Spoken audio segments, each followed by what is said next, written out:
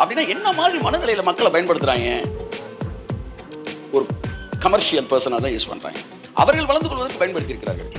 ஆமா, கமர்ஷியல் பர்சனாக தான் யூஸ் பண்ணாங்க. ஆனா ஓசில யூஸ் பண்ணலையே. நல்லா என்ன டிமாண்ட் பண்ணாரோ அதை கொடுத்து தானே யூஸ் பண்ணாங்க. அதுல என்ன தப்பு இருக்கு? ஜென்டலா சொல்ற, கீழே விழா அதாவது கீழே விழுமா? தலைமுடி ஒன்றை கூட அவன் பிடுங்கி போட முடியாது. முடியாதுடா போடா அப்படின்னு. ராசா, அந்த டேர்ம் பைபிள்ல இல்ல, புரியுதா? நீங்க அதை ஆல்டர் பண்றீங்க.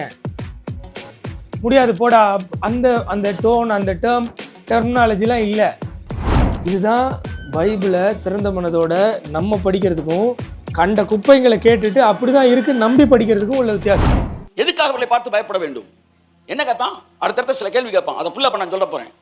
கிறிஸ்துவ நிமித்தம் வர இந்த நீ பாவத்துக்கு படுற ஒவ்வொன்னா சொல்லுவான் பாருங்க. அடுத்து நீ நல்லவனா எல்லா கேள்வியும் கேட்பேன். 80 கேள்வி நான் பதில் சொல்றேன். நான் தைரியமான பதில் சொல்றேன். உடனே டெஸ்ட், உடனே ரிசல்ட். ஏதோ பதில் சொல்லுவாராம். கேள்வி எவ்வளோ கேட்டாலும் பதில் சொல்லுவாராம். ஏற்கனவே கேட்ட கேள்விகளுக்கே பல கேள்விகளுக்கு பதில் சொல்லவே இல்லை. இன்னும் சொல்ல போனால் ஒரு கேள்விக்கு கூட உருப்படியான பதில் சொல்லவே இல்லை. சரி, இருந்தாலும் இந்த பதிவுலையும் நிறைய கேள்விகளை அடுக்கடுக்காக கேட்க போகிறோம், கருத்துக்களையும் சொல்ல போகிறோம். தலைவர் பதில் சொல்ல மாட்டாருன்னு இப்போவே தெரியும் எங்களுக்கு. ஆனால் நாங்கள் வீடியோ போடுறது இவருடைய பதிலுக்காக அல்ல, இவரை நம்பி ஏமாறும் மக்கள் விழிப்படைய. வாங்க வீடியோக்குள்ள போய் பார்க்கலாம். வேதத்திற்கு எதிரான கிறிஸ்தவர்களை வறுத்து எடுக்க போறோம். வாங்க.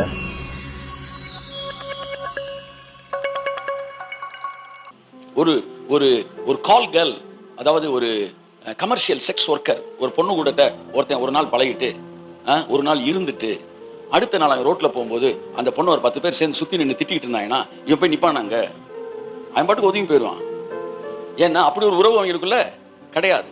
இந்த கதையை எதுக்காக சொல்றேன்னா, ஜான் ஜெபராஜுக்கு நடந்த அநீதியை இவர் தட்டி கேட்கறதுக்காக சொல்றார். என்ன அநீதி அப்படின்றதையும் இவரே சொல்லுவாரு. தொடர்ந்து பாருங்க. ஆனால் ஒருவன் மனைவி அவன் போகும்போது ஒரு திட்டிட்டு இருந்தா சுத்தி நின்றுட்டு இருந்தா கட்டாயம் என்ன செய்வான்? போய் நிற்பான். என்னுடைய கேள்வி என்னன்னா, இப்படி கமர்ஷியல் செக்ஸ் ஒர்க்கரான ஒரு ஆளை பார்த்து ஒரு ஆள் கூட பழகினா ஐ வில் நாட் சப்போர்ட். எத்தனையோ பேர் ஊழியர்களை எடுத்து பயன்படுத்துகிறார்கள். எதுக்கு பயன்படுத்துற? அவருக்கு பக்கத்தில் நீ நின்று போட்டோ எடுத்துக்கணும். தங்களுடைய சபை திறப்பு விழா அந்த விழா எல்லாம் செஞ்சீங்க. என்னன்னா, ஜான் ஜெபராஜை கூப்பிட்டு திறப்பு விழா அந்த விழா இந்த விழா நடத்தினவங்க எல்லாம் ஜான் ஜெபராஜை கிட்டத்தட்ட ஒரு செக்ஸ் ஒர்க்கராக ட்ரீட் பண்ணியிருக்கீங்க. அதனால தான் இப்போ ஜான் ஜெபராஜுக்கு ஒரு பிரச்சனைன்னு வரும்போது யாருமே கூட நிற்கலை அப்படின்னு சொல்லி ஜஸ்டின் சொல்கிறாரு. இதில் நியாயம் இருக்கா இல்லையான்னு தான் இந்த வீடியோவில் பார்க்க போகிறோம். சரியா? ஒரு துளியும் நியாயம் இல்லவே இல்லை. ஏன்? ஜான் ஜெபராஜா என்ன சொல்றாருன்னு பாப்போமா? அழைத்து பயன்படுத்துறவர்கள் எல்லாம் நம்ம நேசிக்கிறார்கள் என்ற அர்த்தம் அல்ல. நாளைக்கு பிரச்சனை வரும்போது ஒரு வய சத்தத்தை காணும் பாருங்க. ஆனால் எத்தனை பேரும் கூட இன்னும் போட்டோ எடுத்து பிரம்மாண்டமான கட் அவுட் போட்டாங்க. ஆமா, எத்தனையோ பேர் பிரம்மாண்டமா கட் அவுட் போட்டாங்க. ஆனா ஜான் ஜெபராஜை ஏமாத்தியா போட்டாங்க? ஜான் ஜெபராஜ் ஏமாந்து போற ஆளா பாக்குறீங்களா? 2016 வரைக்கும் இப்படி போயிட்டு இருக்கு உங்களுக்கு. ஸோ அதுக்கப்புறம் என்ன நினைக்கிறேன்? 2016 என்ன டிசைட் பண்ணுறீங்க? ஒரு என்ன டிசைட் பண்ணணும்? இனிமேல் நம்ம வந்து எல்லா இன்விடேஷன்ஸுக்கும் எஸ் சொல்லக்கூடாது. ஓகே, நம்ம விசாரிக்கணும், இவங்க யாருன்னு விசாரிக்கணும். 2015-16 உஷாராயிட்டாராம். எல்லா இன்விடேஷனுக்கும் போக மாட்டாராம், விசாரிக்கணுமா. என்ன விசாரிக்கணும்? கூப்பிடுறவங்க நல்லா நம்மளுக்கு பணம் கொடுப்பாங்களான்னு விசாரிக்கணும். தொடர்ந்து பாருங்க, உங்களுக்கே புரியும். அப்படின்னா என்ன மாதிரி மனநிலையில மக்களை பயன்படுத்துறாங்க? ஒரு கமர்ஷியல் பர்சனாக தான் யூஸ் பண்றாங்க. அவர்கள் வளர்ந்து கொள்வதற்கு பயன்படுத்தி இருக்கிறார்கள். ஆமா, கமர்ஷியல் பர்சனாக தான் யூஸ் பண்ணாங்க. ஆனா ஓசில யூஸ் பண்ணலையே. நல்லா என்ன டிமாண்ட் பண்ணாரோ அதை கொடுத்து தானே யூஸ் பண்ணாங்க. அதுல என்ன தப்பு இருக்கு? நான் ஒருத்தரை வேலைக்கு வச்சிருக்கேன், பணம் கொடுத்து அந்த வேலையை ஒருத்தர்கிட்ட செஞ்சுட்டேன்றதுக்காக அவர் எங்கெங்கேயோ போய் எதோ பண்ணி என்னென்னத்துக்கோ மாட்டினா நான் கூட போய் நிற்கணுமா? இது என்ன லாஜிக்கு? நான் சொல்ற புரியுதா? நம்ம அன்றாட வாழ்க்கையில் எத்தனையோ பேருக்கு பணம் கொடுத்து எத்தனையோ வேலைகளை வாங்கியிருக்கோம். ஃபார் எக்ஸாம்பிள், ஒரு பிளம்பரை கூப்பிட்டு பிளம்பிங் வேலையை செய்கிறோம், இல்லை ஒரு எலக்ட்ரீஷியனை கூப்பிட்டு எலக்ட்ரீஷியன் வேலை செய்கிறோம், இல்லை ஒரு கொத்தனாரை கூப்பிட்டு பில்டிங் கட்டுறோம் பணம் கொடுத்து.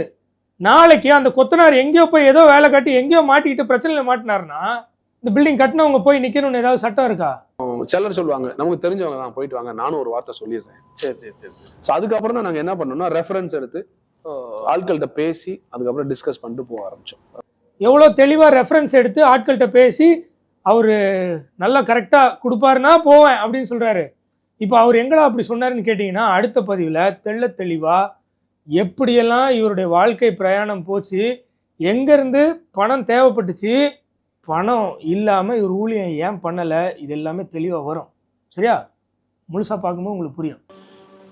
நீங்கள் கண்டு காணாமல் இருக்கலாம், ஆனால் என்னால் இருக்க முடியாது. நான் எல்லா வீடியோவும் பார்ப்பேன், எவன்லாம் கூட இருந்தான்னு பார்ப்பேன். இப்போ இவர் மிரட்டாராம், இவர் எல்லா வீடியோவும் பார்ப்பாராம், எவன்லாம் அவர் கூட இருந்தாருன்னு பார்த்து கேள்வி கேட்பாராம். ஏன்ப்பா கேள்வி கேட்கணும்? கேள்வி கேட்குற உரிமையை உங்களுக்கு யார் கொடுத்தா?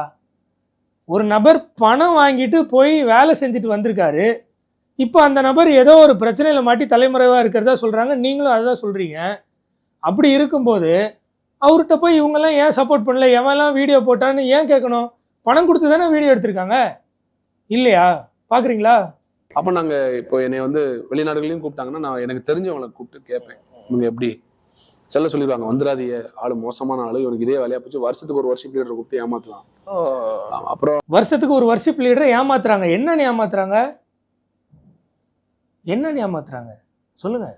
அவரே சொல்லுவார், பணம் பணம் பணம் வாங்கி ஒரு தொழில் பண்ணியிருக்காரு.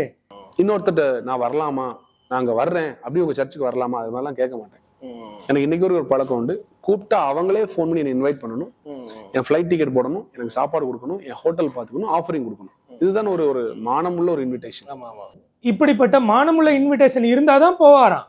லாஸ்ட் ஆஃபரிங் நாங்களே என்னது, பணம் தானே. இப்படிப்பட்ட நபரை கூப்பிட்டு வீடியோ எடுக்கட்டும், அவங்களுடைய சர்ச்சுன்ற கடையை வியாபாரம் பண்ணட்டும், மார்க்கெட்டிங் பண்ணட்டும், இவர்னால ஃபேம் தேடட்டும். எத்தனையோ பேர் அவங்க பாட்டு ஹிட் ஆகணும்னு இவரை கூப்பிட்டு பாட வச்சுருக்காங்க, பாதி பாட்டில் கூட நிற்க வச்சுருக்காங்க. எல்லாம் உண்மைதான், யார் இல்லைன்னா. ஆனால் அதுக்கு தான் சர்வீஸ் சார்ஜ் வாங்கிட்டார்ல, வாங்காமல் எதுவும் பண்ணலையே. அப்போ ஜஸ்டின் ஒன்று பண்ணுங்க, இவர் யார்கிட்ட சர்வீஸ் சார்ஜ் வாங்காமல் இவரை யார் ஃபேமுக்காக யூஸ் பண்ணாங்க அப்படின்னு பாருங்கள். எனக்கு தெரிஞ்சு நீங்கள் ஒரு ஆள் தான் நினைக்கிறேன். அதனால தான் அவர் உங்களுக்கு ஃப்ரீயாக பண்ணாருன்ற நன்றி கடனுக்காக நீங்கள் இப்போ அவருக்கு ஃப்ரீயாக பண்ண நினைக்கிறீங்க. கரெக்டா? என்னை பார்த்து சொல்லலை இன்னைக்கு, என்ன நான் பயந்ததானே என்னை பார்த்து சொல்லணும். இது வந்து அன்னைக்கு இருந்து சீசர்களை பார்த்து சொன்னாரு, அது சொல்லுவாரு. இப்போ என்ன சமாளிக்க போறாருன்னா, ஏற்கனவே இவர் வந்து பெண்களை குறிக்கும் வார்த்தையை ஒரு இழி சொல்லாக கெட்ட வார்த்தையாக திட்டினாருன்னு ஒரு வீடியோ போட்டிருந்தோம், அதுக்கு முட்டு கொடுக்குறாரு. என்னென்ன சொல்றாருன்னு பாருங்க. அப்போ தலையில் இருக்க மயிறு கீழே விழாது அப்படின்னு என்ன அர்த்தம்? அந்த மயிரை என்ன செய்ய முடியாது, அதான் சொல்றாரு. அவர் வந்து அது ஜென்டலா சொல்றாரு, கீழே விழாதுன்னா அதாவது கீழே விழுமா? தலைமுடி ஒன்றை கூட அவன் பிடுங்கி போட முடியாதுடா போடா அப்படின்னு. அன்புக்குரியவர்களே, these all terminologies, the terms are biblical terms. சரியா? இந்த மாதிரி டெர்மினாலஜிஸ் பிப்ளிக்கல் டேர்ம்ஸ்ல இருந்துதான். ராசா, அந்த டேர்ம் பைபிள்ல இல்ல, புரியுதா? நீங்க அதை ஆல்டர் பண்றீங்க. முடியாது போடா, அந்த அந்த டோன், அந்த டெர்மினாலஜிலாம் இல்லை. ஆண்டவர் நம்மளை பாதுகாக்கிறதுக்கு சொல்றாரு, அப்பா உன்னுடைய தலைமுடி ஒன்று கூட கீழே விழாது, நான் உன்னை பாதுகாத்துக்கிறேன் அப்படின்றாரு. சரியா? இதை கொண்டு போய் ஒருத்தவன் சண்டை போடும்போது அதை கூட பிடுங்க முடியாதா அப்படின்னு சொல்கிற ஒரு கிட்டத்தட்ட கெட்ட வார்த்தைக்கு ஈக்குவலாக சொல்லக்கூடிய டேர்மோட லிங்க் பண்ணக்கூடாது. புரியுதா? நீங்கள் சொல்லிட்டீங்கன்றதுக்காக இப்போது அடுத்து இன்னொரு வீடியோவில் பார்ப்போம், நீங்கள் என்னத்தை சொன்னீங்க அதை சமாளிக்க இப்போ நான் என்ன சொன்னேன்னு பொய் சொல்கிறீங்க, எல்லாத்தையும் பார்ப்போம். இப்போது சின்ன பொய், இவர் வாயை திறந்தாலே பொய் தான் சொல்லுவாருன்றதுக்கு எக்ஸாம்பிள், ஒரே ஒரு எக்ஸாம்பிளை காட்டிட்டு இந்த வீடியோ முடிக்கிறோம். என்ன பொய் சொல்றாருன்னு மட்டும் பாருங்க. இப்போ எங்கேருந்து நீங்கள் பைபிளை வாசிக்கணும்னா, விசுவாசத்தினாலே மோசே தான் பெரியவனான போது கிறிஸ்துவின் நிமித்தம் வரும் நிந்தையை அதிக பாக்கியம் என்று எண்ணினான். கையை தட்டி. ஓகே, இதில் என்ன பொய் சொன்னார் அப்படின்னு கேட்டிங்கன்னா, படிக்கும்போது வசனத்தை ஏதோ அரசல் பொரசலாக ஒழுங்காக படிச்சிருவாங்க, விளக்கம் சொல்லும்போது தான் பொய் சொல்லுவாங்க. மோசே விசுவாசத்தில், இப்போ அந்த வசனத்தில் மோசே விசுவாசத்தினால தான் பெரிய ஆளானா அப்படின்னு இருக்கா? அப்படியா சொல்லியிருக்கு? இல்லை விசுவாசத்தில் பெரியவனானா அப்படின்னு சொல்லியிருக்கா? ரெண்டுத்துக்கும் வித்தியாசம் இருக்கு. தொடர்ந்து பாருங்க, புரியும். அந்த அதிகாரம் முழுவதும் விசுவாசத்தினாலே விசுவாசத்தினாலே விசுவாசத்தினாலே தான் வருது. ஆனா இங்க மட்டும் விசுவாசத்திலே பெரியவனான போது, விசுவாசத்திலே பெரியவனான போது எங்க அப்படி இருக்கு? எங்க அப்படி இருக்கு? பொய் சொல்லலாம் ஜஸ்டின் பாலு, சும்மா எல்லாத்துக்குமே பொய்யா? முட்டு கொடுக்க முடியலன்னா பொய் சொல்லி முட்டு கொடுக்குறது. இது ஏன் நான் சொல்றேன்னா, அந்த வீடியோ பார்த்தீங்கன்னா கிட்டத்தட்ட ஒரு 10-15 வாட்டி இதே சொல்லுவார், திரும்ப திரும்ப திரும்ப திரும்ப சொல்லுவார்.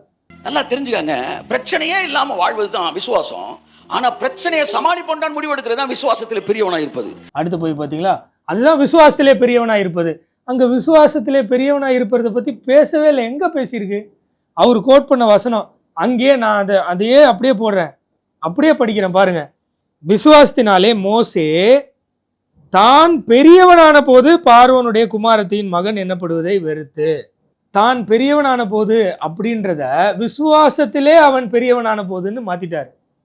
இன்னும் ரொம்ப சிம்பிள் வேர்ட்ஸ்ல சொல்லணும்னா, மோசே சின்ன பிள்ளையா இருந்து வளர்ந்து பெரிய ஆளானார்ல, அதை தான் அங்க குறிக்குது.